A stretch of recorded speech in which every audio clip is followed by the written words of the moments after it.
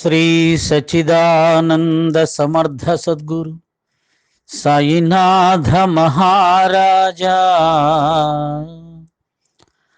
ఓం నమో శ్రీ సాయి నారాయణాయ. ఓం నమో శ్రీ సాయి గణేశాయ నమః. ఓం నమో శ్రీ సాయి సరస్వత్యై నమః.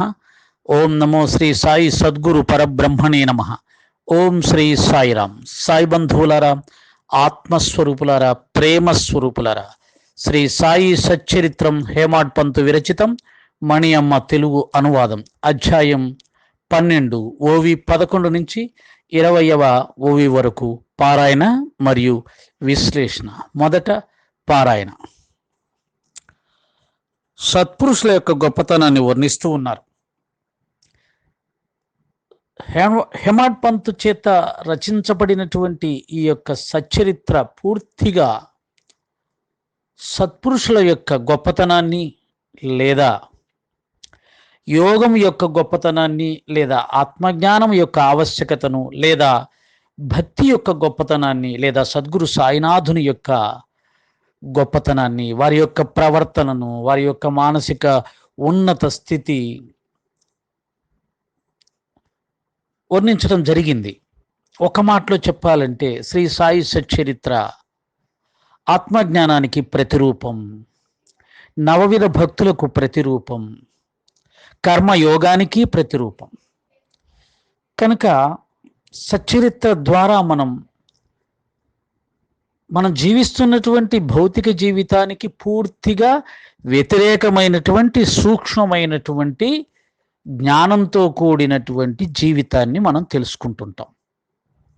కనుక చాలా జాగ్రత్తగా మనస్సు పెట్టి ఏకాగ్రతతో శ్రవణం చేస్తే తప్ప, పఠనం చేస్తే తప్ప ఆ సూక్ష్మ జ్ఞానం మనకు అవగతం కాదు, ఆ సూక్ష్మ భక్తి మనకు అవగతం కాదు. 11వ ఓవి నుంచి చూద్దాం.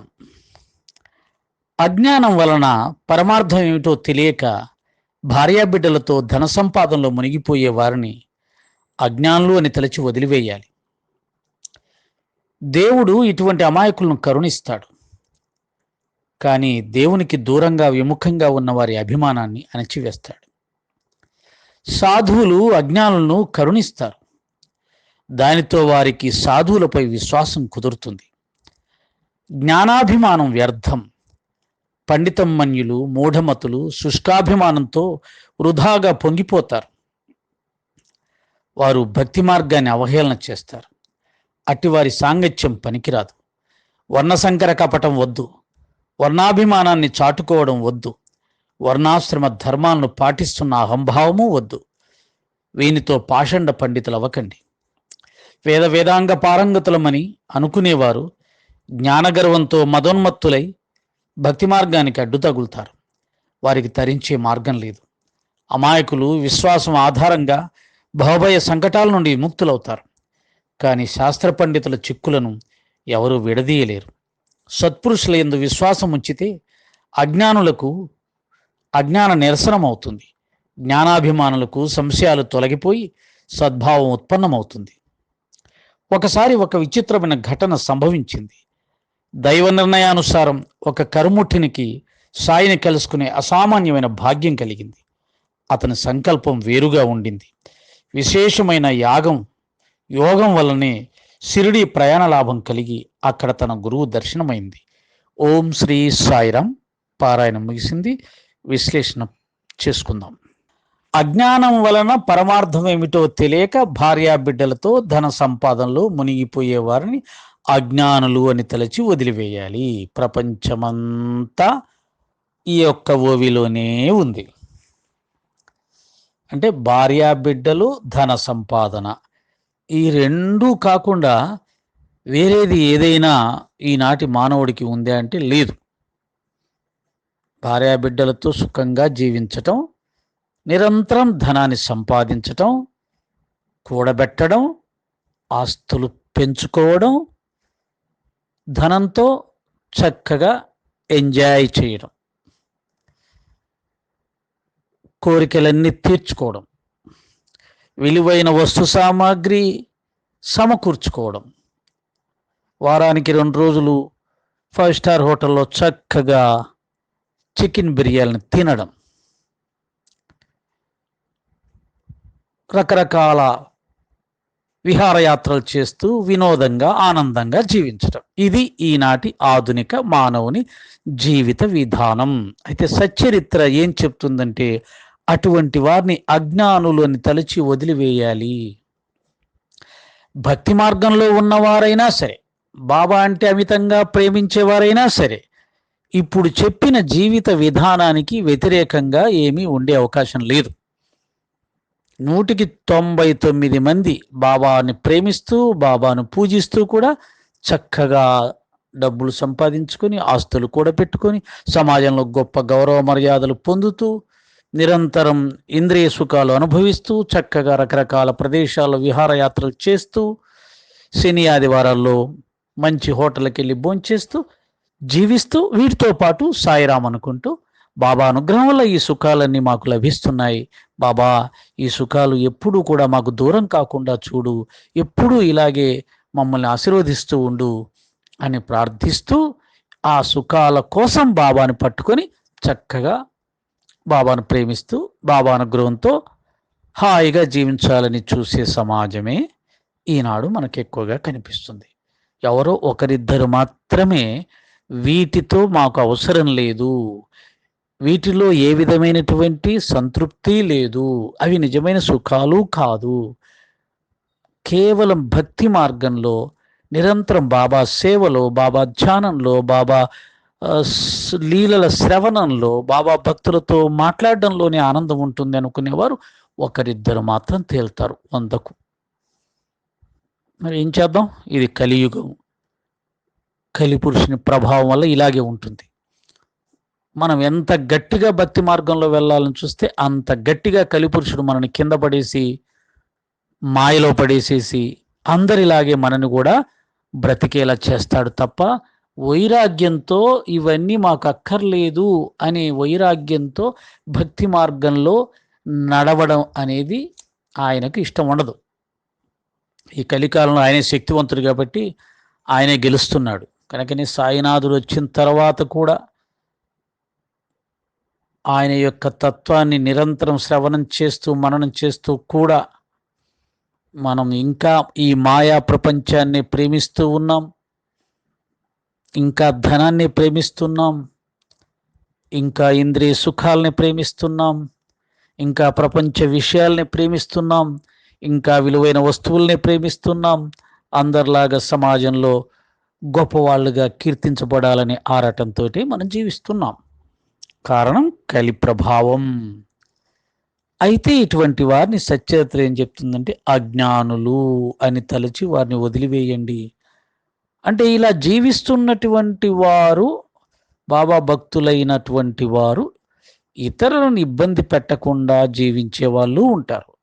అలాగే బాబా భక్తిలో ఉంటూ ఇలా సుఖంగా హాయిగా జీవిస్తూ ఉండేవారు ఉంటారు ఎక్కువ మంది. రెండవ రకం వారి గురించి ఏం చెప్తున్నాడు, దేవుడు ఇటువంటి అమాయకులను కరుణిస్తాడు. వీళ్ళని అమాయకులుగానే చూస్తున్నాడు దేవుడు. ఏమని, భార్యాబిడ్డలతోటి ఆస్తిపాస్తులతోటి సుఖంగా సంతోషంగా జీవించాలని అనుకుంటున్నారు, ఇవే శాశ్వతం అనుకుంటున్నారు, వీరు కూడా శాశ్వతంగా జీవిస్తాం అనుకుంటున్నారు. ఈ సుఖాల్లోనే నిజమైన సంతోషం ఉంది అనుకుంటున్నారు. వారికి తెలియదు వీటికంటే మరొక గొప్ప సుఖం ఉందని వారికి తెలియదు. ఈ సుఖాలు అశాశ్వతమని వారికి తెలియదు. ఈ మానవ జీవితం క్షణభంగురం, ఏ క్షణమైనా పుట్టుక్కున రాలిపోవచ్చు. నీటి పొడగల ఈ శరీరం ఏ క్షణమైనా రాలిపోవచ్చు, మరణం ఏ క్షణమైనా వచ్చి మనల్ని పట్టుకెళ్ళిపోవచ్చు అనే జ్ఞానం వారికి తెలియదు. పాపం వారు అమాయకులు అని భగవంతుడు వారిని కరుణిస్తాడట. మరి ఎవరిని కరుణించడు? ఎవరి మీద ఆయనకి కోపం? కానీ దేవునికి దూరంగా విముఖంగా ఉన్న వారి అభిమానాన్ని అణిచివేస్తాడు. దైవాన్ని నమ్మనటువంటి వారు, గురువుని నమ్మనటువంటి వారు, దేవుడు లేనే లేడు అని అనుకునేవారు, ఇష్టారాజ్యంగా జీవించేవారు ఎవరైతే ఉంటారో వారి అభిమానాన్ని అణిచివేస్తాడు. ఎవరికైతే బాగా చదువు, ఎవరికైతే బాగా తెలివితేటలు ఉంటాయో వాడు తన ఎదుగుదలకు తానే కారణం అనుకుంటాడు. తనకున్న తెలివితేటల వల్లే తాను ఎదిగాననుకుంటాడు. భగవంతుడిలో గొప్పతనం ఏముంది? ఇందులో భగవంతుని ఎందుకు పూజించాలి? అసలు ఆయన ఎక్కడున్నాడు? ఆయన ఉంటే ఈ సమాజంలో ఇన్ని గొడవలు, ఇంత అశాంతి, ఇన్ని గందరగోళాలు, ఇంత ఘోరాలు ఎందుకు జరుగుతాయి అని ఒక తర్కాన్ని పట్టుకొని వేలాడుతూ దేవుడు లేడు అని అనుకుంటూ తన గొప్పతనానికి తానే కారణం అనుకుంటూ విర్రవీగుతుంటాడు. అటువంటి వారి అభిమానాన్ని దైవం అణిచివేస్తాడు. ఎలా అణిచివేస్తాడు? కర్మానుసారంగా వాడు దైవాన్ని నమ్మకుండా చేసేటువంటి సందర్భాల్లో, కర్మలలో అహంకారం కూడి ఉంటుంది. దానితో అతను కొన్ని తప్పులు చేస్తాడు. ఆ తప్పుల కర్మ ఫలితం అతనికి చుట్టుకున్నప్పుడు, తగిలినప్పుడు అది అనారోగ్య రూపంలో, అవమాన రూపంలో, ఆర్థిక ఇబ్బందుల రూపంలో అతని ఉక్కిరి బిక్కిరి చేసే సమయంలో అతనికున్న అభిమానం తగ్గిపోతుంది. నేను ఇంత తెలియగల వాడినైనా, ఇంత జాగ్రత్తగా ప్లాన్ చేసినా నా జీవితంలో ఈ కష్టాలు ఎందుకు వచ్చాయి? వాడికి అర్థం కాదు. తన కళ్ళెదురిగి తన కన్నతల్లో, తన కన్నతండ్రో, తన తోడబుట్టిన వాడో చనిపోతుంటే తనకున్న డబ్బుతో కానీ, అధికారంతో కానీ, తెలివితేటలతో కానీ, విద్యతో కానీ, పాండిత్యంతో కానీ వారిని కాపాడుకోలేకుండా నిస్సహాయంగా చూస్తున్నప్పుడు వాడికి అర్థమవుతుంది, నాకంటే ఏదో ఒక శక్తి ఉంది, ఆ శక్తి సృష్టిని నడుపుతూ ఉంది. నాకు ఎన్ని ఉన్నా కానీ నా కుటుంబంలో నాకు ఇష్టమైన వారు చనిపోకుండా నేను కాపాడుకోలేకపోతున్నాను. నాకు ఉన్నవన్నీ కూడా ఎందుకు పనికిరానివి అని తెలిసిపోతుంది ఆ సందర్భంలో. కనుక ఏదో ఒక శక్తి ఉంది అని అప్పుడు నమ్ముతాడు. అప్పుడు వాడి అభిమానం తగ్గుతుంది, అభిమానం పూర్తిగా తొలగిపోతుంది. అప్పుడు వెతుక్కుంటూ వెళ్తాడు. ఎక్కడైనా దేవుడు దొరుకుతాడా, లేదా ఎక్కడైనా ఒక గురువు దొరుకుతాడా, అసలు ఈ జీవిత రహస్యం ఏంటి, ఈ ఈ పుట్టుకేంటి, మరణం ఏంటి, ఈ కష్టాలేంటి, దుఃఖాలేంటి, అనారోగ్యాలు ఏంటి, ఎందుకు వస్తాయి, ఎక్కడి నుంచి వస్తాయి, మనం అనుకునేది ఒకటి, జరిగేది ఒకటి అని అప్పుడు ఆలోచన మొదలవుతుంది. అటువంటి వారి అభిమానాన్ని తొలగిస్తాడు భగవంతుడు. అలా కాకుండా భగవంతుని నమ్ముకుంటూ, భగవంతుని సేవిస్తూ, తన కుటుంబ సభ్యులతో హాయిగా జీవిస్తూ, చక్కగా సంపాదన చేసుకుంటూ, ఆస్తులు పెంచుకుంటూ ఉన్నటువంటి వారు, తప్పులు చేయకుండా జీవించేటువంటి వారు, అహంకారం లేకుండా జీవించేటువంటి వారు, అహంకారం లేకుండా, తప్పులు చేయకుండా, ఇతరులు బాధ పెట్టకుండా తన సుఖమేదో తాను చూసుకునేటువంటి వారిని భగవంతుడు కరుణిస్తాడు. ఎందుకని? వారు అజ్ఞానులే కానీ అహంకారులు కాదు, దుర్మార్గులు కాదు, దైవం లేడు అనే అహంకారంతో జీవించేవారు కాదు. అటువంటి వారిని కరుణిస్తాడు. కానీ దేవుడు లేడు అని ఇష్టారాజ్యంగా జీవిస్తూ అహంకారంతో ప్రవర్తించే వారి అభిమానాన్ని కష్టాల రూపంలో, రోగాల రూపంలో వారి కర్మలు బాధిస్తున్నప్పుడు అటువంటి వారిని భగవంతుడు వారి అభిమానాన్ని తొలగేలా చేస్తాడు అనేది తెలుస్తుంది. అజ్ఞానం వలన పరమార్థం ఏమిటో తెలియక భార్యాబిడ్డలతో ధన సంపాదనలో మునిగిపోయే వారిని అజ్ఞానం తలచి వదిలివేయాలి. దేవుడు ఇటువంటి అమాయకులను కరుణిస్తాడు. కానీ దేవునికి దూరంగా, విముఖంగా ఉన్న వారి అభిమానాన్ని అణిచివేస్తాడు. కనుక దైవం యొక్క ఉనికిని ఎప్పుడు కూడా విశ్వసించాలి, నమ్మాలి. నీకు వైరాగ్యం రాకపోతే, జ్ఞానం అబ్బకపోతే, భక్తి రాకపోయినా పర్వాలేదు, కానీ దైవం ఉన్నాడు అని ఆయన విషయంలో భక్తి శ్రద్ధలతో, ఆయన విషయంలో భయభక్తులతో జీవిస్తూ ఆయనపై విశ్వాసం ఉంచి నీ సుఖాలు, నీ భోగాలు ఏమన్నా ఉంటే అనుభవించు, తప్పు లేకుండా, నిజాయితీగా. అప్పుడు ఆయన నిన్ను కరుణిస్తాడు. సాధువులు అజ్ఞానులను కరుణిస్తారు. దానితో వారికి సాధువులపై విశ్వాసం కుదురుతుంది. అయితే సాధువులు ఏం చేస్తారు? అజ్ఞానంతో భార్యాబిడ్డలు, సంపద ముఖ్యమనుకుని జీవిస్తున్నటువంటి అజ్ఞానులను సాధువులు కరుణిస్తారు. అలాగే దేవుడు లేడు అని అనుకుంటూ అహంకారంతో జీవించే వారిని కూడా సాధువులు ప్రేమిస్తారు. వారి విషయంలోనే సాధువులు, సత్పురుషులు గొప్ప మహత్తు చూపించి, ప్రదర్శించి, వారి మీద అత్యంత ప్రేమను చూపించి నాస్తికులను కూడా ఆస్తికులుగా మారుస్తారు. వారి యొక్క కోరికలు తీరుస్తారు. వారికి అనేక రకాలుగా సహాయం చేస్తుంటారు. అప్పుడు సాధువుల పైన వారికి విశ్వాసం కుదురుతుంది అంటున్నారు. తర్వాత జ్ఞానాభిమానం వ్యర్థం.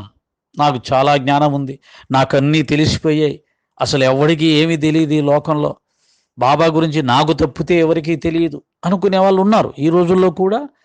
కొంతమంది తయారవుతున్నారు. నాకున్నటువంటి జ్ఞానం ఎవడికీ లేదు, బాబా గురించి నాకు తెలిసినట్టుగా ఎవడికీ అవగాహన లేదు అని అనుకుంటూ సాయి భక్తుల మీద పెత్తనం చెలాయించే వాళ్ళు, సాయి భక్తుల్ని అవమానిస్తూ మాట్లాడే వాళ్ళు కూడా ఈ మధ్య తయారవుతూ ఉన్నారు. పండితమన్యులు, మూఢమతులు శుష్కాభిమానంతో వృధాగా పొంగిపోతారు. వారు భక్తి మార్గాన్ని అవహేళన చేస్తారు. అట్టి వారి సాంగత్యం పనికిరాదు. జ్ఞానం కాస్త అర్థమవుతూ అవగతమవుతూ ఉంటే భక్తిని చులకనగా మాట్లాడడం అనేది వచ్చేస్తుంది. అంటే శుష్కాభిమానము, అలాగే జ్ఞానము, వారు భక్తి మార్గాన్ని అవహేళన చేస్తారు. నేను నిన్న ఎప్పుడో చూశాను, ఎవరో ఒక వాట్సాప్ పెట్టారు, బాబా గారు మీ కోరికలు తీర్చరు, మీకు ఏమన్నా కోరికలు తీరుస్తానని బాబా గారు ఏమన్నా మీకు బాండు రాసి ఇచ్చారా అని చెప్తూ ఉన్నారు ఒక మహాత్ముడు. అలాగే బాబా మీ జీవితాలను చక్కదిద్దుకోండిరా అని అంటే మీరు 2 చేతులు ఎత్తి చెక్క భజనలు చేసుకుంటూ కూర్చుంటే ఏమొస్తుంది అని చెప్పడం కూడా జరిగింది. అయితే నవవిధ భక్తులలో బాబాగారు స్వయంగా చెప్పారు, నవవిధ భక్తుల్ని ప్రోగు చేయుము అన్నారు. జిజ్ఞాస గల ఒక వర్తకుడు తన ముందు ఒక ఆడగుర్రము 9 ఉండల లద్ది వేసిందని దాన్ని ప్రోగు చేయమని చెప్పారు. వ్యాస భగవానుడంతటి వానికి కూడా, ఆ మహనీయుడు కూడా అష్టాదశ పురాణాలు రాసిన తర్వాత, 4 వేదాలు రాసిన తర్వాత ఆయనకు మనశ్శాంతి లభించలేదంట. అవన్నీ జ్ఞానంతో పాండిత్యంతో రాశాడు. కానీ భాగవతం అనే భక్తిపూరితమైన గ్రంథం రాసిన తర్వాత అతనికి మనశ్శాంతి కలిగిందంట. కనుక భక్తి అనేది అత్యంత ఆవశ్యకము. భక్తిలో నామ సంకీర్తన, నామస్మరణ, భజన. శ్రీమన్నారాయణ చెప్తాడు, నా భజన ఎక్కడ ఉంటే నేను అక్కడ ఉంటాను. నేను మందిరాలలో ఉండను, తీర్థాలలో ఉండను, పుణ్యక్షేత్రాలలో ఉండను. నా సంకీర్తన, నా నామస్మరణ, భజన ఎక్కడ జరుగుతుంటే అక్కడ ఉంటాను అన్నాడు. మరి అటువంటి భజనని 2 చేతులు ఎత్తి చెక్క భజనలు చేస్తే మీకు ఏమొస్తుంది అని అతి సులభంగా, అతి తేలికగా అవహేళన చేస్తూ ఉన్నటువంటి జ్ఞానులు ఈ రోజుల్లో కొంతమంది బయలుదేరారు. ఇందులో చెప్తున్నాడు, అందుకనే ముందే చెప్పాడు హేమాడ్ పంత్ గారు, పండితమన్యులు, మూఢమతులు శుష్కాభిమానంతో వృధాగా పొంగిపోతారు. వారు భక్తి మార్గాన్ని అవహేళన చేస్తారు. భక్తి మార్గంలో నామస్మరణ, సంకీర్తన, కలియుగంలో నామస్మరణ ముక్తిని ప్రసాదిస్తుందని మహాత్ములు సెలవు ఇవ్వడం కూడా మనం విన్నాం. నామస్మరణ, భజన, సంకీర్తన ఇది ఎప్పుడైనా చేయొచ్చు, ఎవరైనా చేయొచ్చు, ఎటువంటి నియమము నిష్టలతో సంబంధం లేకుండా చేయవచ్చు. దీనివల్ల అన్ని వర్ణాల వారు చేయొచ్చు, బ్రాహ్మణులు, శూద్రులు, వైశ్యులు, క్షత్రియులు, ఎవరైనా చేయొచ్చు, ఎప్పుడైనా చేయొచ్చు, ఎక్కడైనా చేయొచ్చు. దానివల్ల అనన్యమైనటువంటి పుణ్యం లభిస్తుంది, మోక్షం అనాయాసంగా లభిస్తుంది, మనస్సు తొందరగా లయిస్తుంది, ఆత్మానందం సిద్ధిస్తుంది అని మహాత్ములు చెప్పారు. స్వయంగా బాబా గారు భజనలు చేయించేవారు, సంకీర్తనలు చేయించేవారు. కనుక సాయి మార్గంలో ఉంటూ కూడా సాయినాథుడు చెప్పి విన నవవిధ భక్తులను ప్రోగు చేయమని తెలిసి కూడా నవవిధ భక్తుల్లో సంకీర్తన, నామస్మరణ ఒకటి ఉంది, మోక్షం పొందటానికి అది ఎంతైనా ఉపకరిస్తుందని తెలిసి కూడా జ్ఞానాహంకారం మెదడుకు పట్టినప్పుడు భక్తి మార్గాన్ని అవహేళన చేస్తారు అని హేమాడ్ పంత్ ఆనాడే చెప్పాడు. ఈనాడది జరుగుతుంది. దురదృష్టం కొద్దీ అటువంటి వాళ్ళే గురువులుగా ప్రఖ్యాతులు అవుతారు. అంటే ఎవరైతే గట్టిగా చెప్తారో, బల్లగుద్ది చెప్తారో అదే చాలా గొప్ప అనే భావంతో సామాన్య మానవులు వారిని అనుసరిస్తారు. కనుక నీకు తెలిసినా తెలియకపోయినా అజ్ఞానాన్నైనా సరే గట్టిగా బలగుద్ది చెప్పాలి. అప్పుడు అతను గొప్ప జ్ఞాని అయిపోతాడు, గురువు అయిపోతాడు. అది అన్నమాట విషయం. కనుక భక్తి అనే పునాదికి నామస్మరణ, సంకీర్తన అత్యంత ఆవశ్యకం. దాన్ని అవహేళన చేయడం అంటే దాని అర్థం ఏంటంటే జ్ఞానాహంకారం బాగా వంటబట్టింది అని తెలుస్తుంది. కనుక భక్తి మార్గాన్ని అవహేళన చేస్తారు అని హేమాడ్ పంత్ చెప్పినది ఈనాడు కొంతమంది గురువుల రూపంలోనో, సాధకుల రూపంలోనో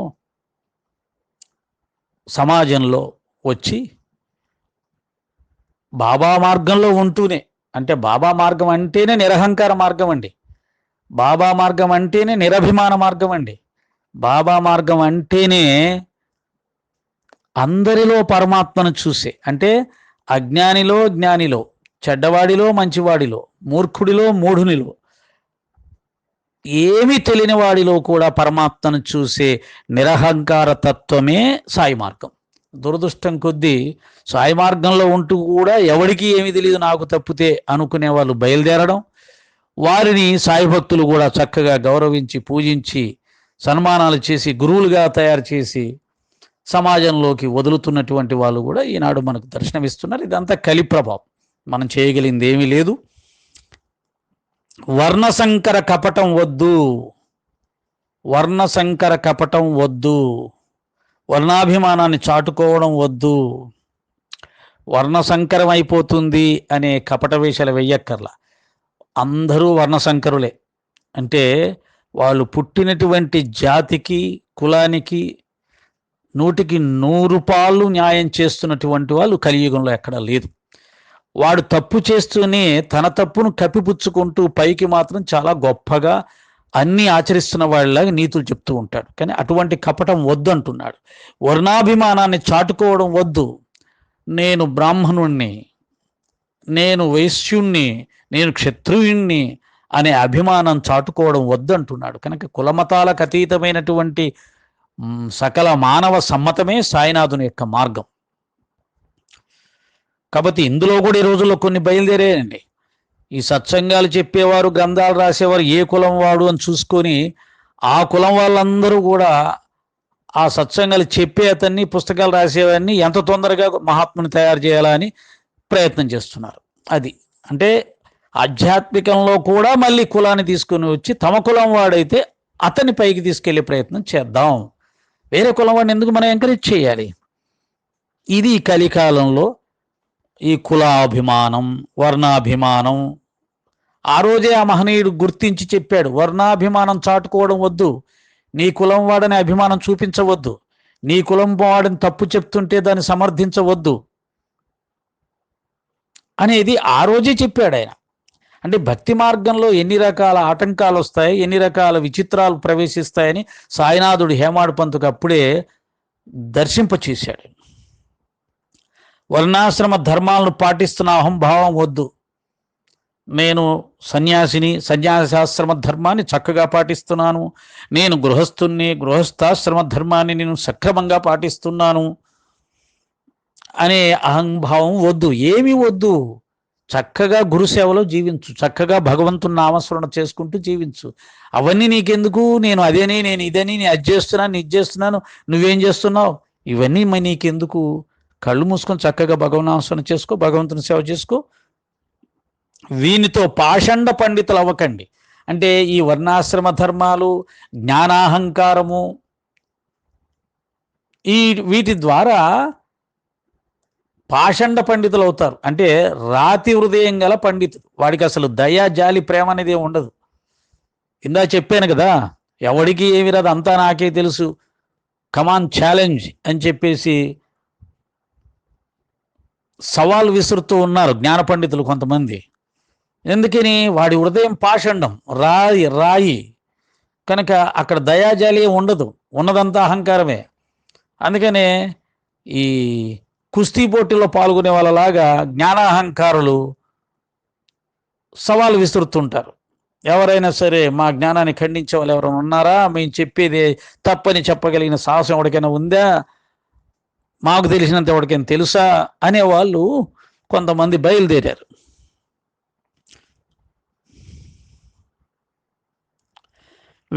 వేదాంగ పారంగతులమని అనుకునేవారు జ్ఞానగర్వంతో మదోన్మత్తులై భక్తి మార్గానికి అడ్డు తగులుతారు. వారికి తరించే మార్గం లేదు. వేదాలు, ఉపనిషత్తులు, లేకపోతే ఆత్మజ్ఞానం మేము సంపూర్ణంగా నేర్చుకున్నాం, ఆత్మను మేమే దర్శించాం, ఇంకెవడికి ఎవడు దర్శించలేదు.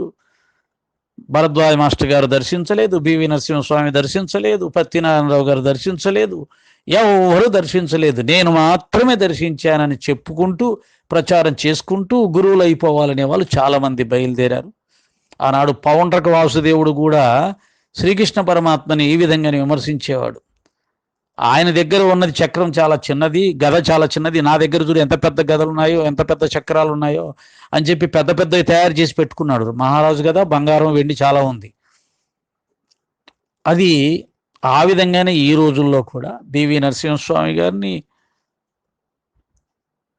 ఎక్కిరాల భరద్వాజ మాస్టర్ గారిని, ఎంతోమంది గొప్ప గొప్ప మహాత్ములైనటువంటి సాయి భక్తులకు ఏమీ తెలియదు, వారికి ఏమీ రాదు, నేను మాత్రమే వారికంటే ఎక్కువ దర్శించాను, చూశానని ఆ మహానుభావుల్ని విమర్శించే స్థాయికి వచ్చినట్టుగా కొంతమంది బయలుదేరారు. దురదృష్టం కొద్దీ వారి సత్సంగాలు వింటూ తలలోపుతున్న వాళ్ళు తయారయ్యారు. ఎందుకని? అసలు ఆ మహానుభావులు ఏం చేశారో వీళ్ళకి తెలిస్తే కదా. కొన్ని రోజులు పోతే బివి నరసింహస్వామి ఎవరో తెలియదు, భరద్వాజ మాస్టర్ గారు ఎవరో తెలియదు, ప్రతి నారాయణరావు గారు ఎవరో తెలియదు, మణి అమ్మ అంటే ఎవరో తెలియదు.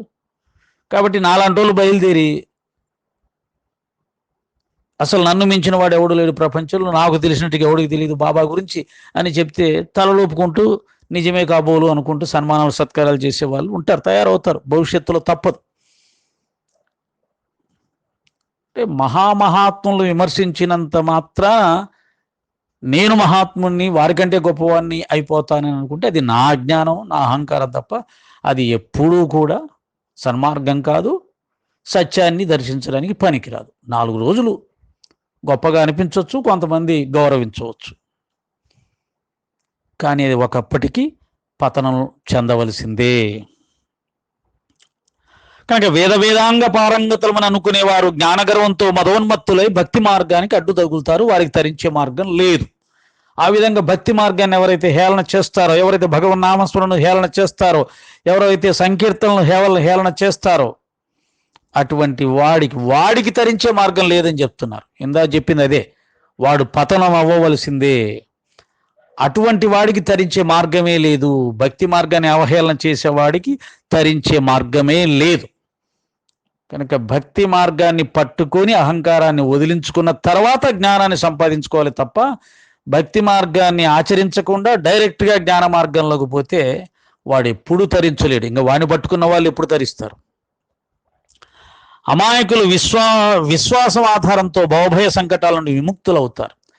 అందు మొదటి నుంచి చెప్పింది ఇదేనండి. నిరాడంబరులు, నిరభిమానులు ప్లస్ అమాయకులు, వీరు విశ్వాసం ఆధారంగా భవభయాల సంకటాల నుంచి విముక్తులవుతారు. ఎవరేం చెప్తే అది నమ్మేస్తారండి పాపం.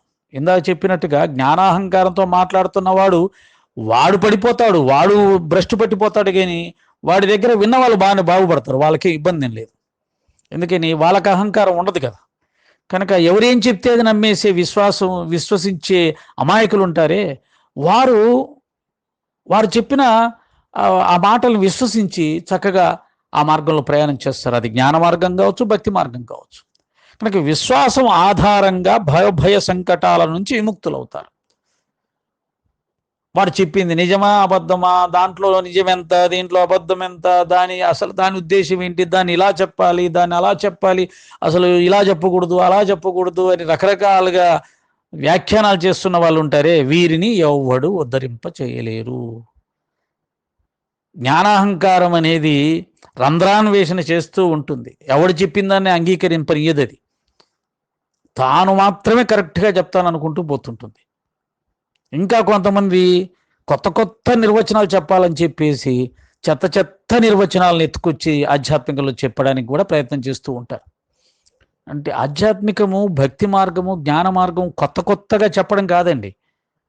అది భక్తితోటి చెప్పాలి, నువ్వు తన్మయత్వంతో లీనమైపోతూ చెప్పాలి. భక్తి మార్గం అయితే. జ్ఞాన మార్గం అయితే అది ఎప్పుడూ కూడా మారదండి, 2 లాగే ఉంటుంది, ఖచ్చితంగా ఎప్పుడు ఒకే రకంగా ఉంటుంది.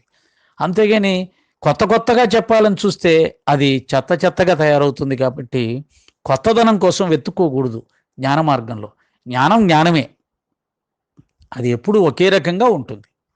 అది నిరాకారంగా ఉంటుంది, నిరామయంగా ఉంటుంది, నిరభిమానంగా ఉంటుంది, నిరంజనంగా ఉంటుంది, వైరాగ్యంతో ఉంటుంది, సత్యస్వరూపంగా ఉంటుంది, స్వప్రకాశంగా ఉంటుంది, అనంతంగా ఉంటుంది, సూక్ష్మంగా ఉంటుంది, విశ్వమంతా వ్యాపించి ఉంటుంది, అన్నిట్లో సమానంగా ఉంటుంది, ఆనంద స్వరూపంగా ఉంటుంది. ఇంతేగాని ఇంకా రకరకాల ప్రయోగాలు రకరకాలుగా ఆలోచించుకుంటూ పోతే ఇందా చెప్పినట్టుగా ఇబ్బందికరమైన వ్యాఖ్యానాలు వస్తాయి.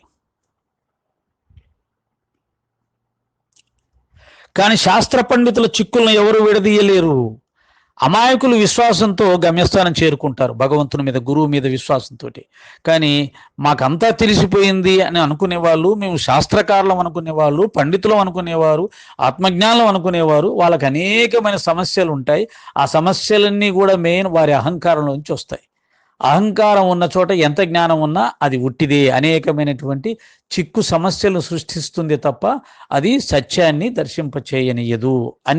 అన్నిటికీ కారణం అహంకారమే. కనుక శాస్త్ర పండితులు అనుకునే వారికి అహంకారం కళ్ళకు కప్పడం వల్ల సత్యము దొరకదు, దానివల్ల అన్ని చిక్కుముళ్ళే వస్తాయి. వాడికి లోకమంతా తప్పుగానే కనబడుతుంది, అసలు ఎవ్వడు ఏమి చెయ్యట్లేదు, అసలు ఎవ్వడు ఏమీ తెలియదు అని వాడే తన చుట్టూ చిక్కుముళ్ళు వేసుకుంటూ ఉంటాడు.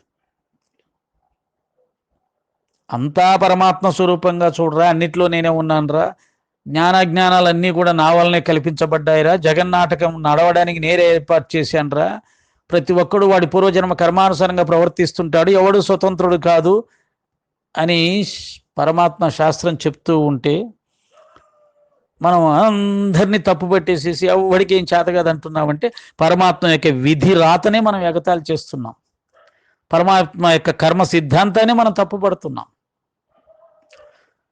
కనుక అన్నిటికీ ఏమంటారు, కారణము లేని కార్యము లేదు అంటే ప్రతిదానికి ఒక కారణం ఉంది. అది తెలిస్తే మనం ఎవరిని ఏమి అనం, మనకేమీ తెలియక ఎవడికి ఏం తెలియదు అంటున్నాం, అది సమస్య. సత్పురుషుల యందు విశ్వాసం ఉంచితే అజ్ఞానులకు అజ్ఞాన నిరసనం అవుతుంది. బాబా లాంటి సత్పురుషులను, సద్గురువులను ఆశ్రయించి వారి మీద విశ్వాసం ఉంచితే అజ్ఞానం నశిస్తుంది. జ్ఞానాభిమానులకు సంశయాలు తొలగిపోయి సద్భావం ఉత్పన్నమవుతుంది. జ్ఞానాభిమానం అంటే నేను జ్ఞానిని, నేను ఆత్మదర్శనం పొందాను, ఆత్మజ్ఞానాన్ని పొందాం అనుకునేవాడికి కూడా సంశయాలు తొలగిపోయి సద్భావం ఉత్పన్నం. ఎప్పుడు? సత్పురుషుల పాదాలను ఆశ్రయించినప్పుడు, సత్పురుషుల పాదధుల్ని శిరస్సును ధరించినప్పుడు. సత్పురుషుల్నే ఎగతాళి చేస్తూ సత్పురుషులకి ఏమీ తెలియదు అనుకుంటూ కూర్చుంటే ఎప్పుడు సంశయాలు తిరుగుతాయి. బివి నరసింహస్వామి, ఎక్రాల భరద్వాజ్ మాస్టర్ గారు సత్పురుషులు కారా, మహాత్ములు కారా? వారిని ఎగతాళి చేసే అహంకారం తలకెక్కినాక మన సంశయాలు ఎప్పుడు తొలగాలి? ఒకసారి ఒక విచిత్రమైన ఘటన సంభవించింది. దైవ నిర్ణయానుసారం ఒక కర్ముటినికి సాయిని కలుసుకునే అసామాన్యమైన భాగ్యం కలిగింది. అతని సంకల్పం వేరుగా ఉంది. విశేషమైన యోగం వలన షిరిడి ప్రయాణ లాభం కలిగి అక్కడ తన గురువు దర్శనమైంది. ఒకసారి విచిత్రమైన సంఘటన సంభవించింది. దైవ నిర్ణయానుసారం ఒక కర్ముటినికి అంటే కర్మను నమ్ముకున్నటువంటి వాడికి తొలి సంధ్య, మలి సంధ్య, సంధ్యావందనం చేస్తూ కర్మ సిద్ధాంతం ప్రకారంగా కొంతమంది నిత్య యజ్ఞాలు చేసేవాళ్ళు ఉంటారు, నిత్య ఉపాసన చేసేవాళ్ళు ఉంటారు, నియమం తప్పకుండా కొన్ని ఉపాసనలు చేసేవారు ఉంటారు. అటువంటి వారిని కర్ముటులు అంటారు. అటువంటి కర్ముటుడికి దైవ నిర్ణయానుసారంగా బాబా దర్శన భాగ్యం లభించింది. అతనికి విశేషమైన యోగం వలన షిరిడి ప్రయాణ లాభం కలిగి అక్కడ తన గురువు దర్శనమైంది. అతనికి ఏం జరిగింది? బాబా దగ్గర దుర్లభమైన అంటే తన గురువు శరీరం వదిలిపెట్టి ఎప్పుడో వెళ్ళిపోయాడు. అటువంటి శరీరం వదిలిన గురువు యొక్క దర్శన భాగ్యం షిరిడీలో సాయినాథుడు సన్నిధిలో లభించింది. అది ఎలా జరిగింది అనేది రేపు చూద్దాం. ఓం శ్రీ సాయిరామ్.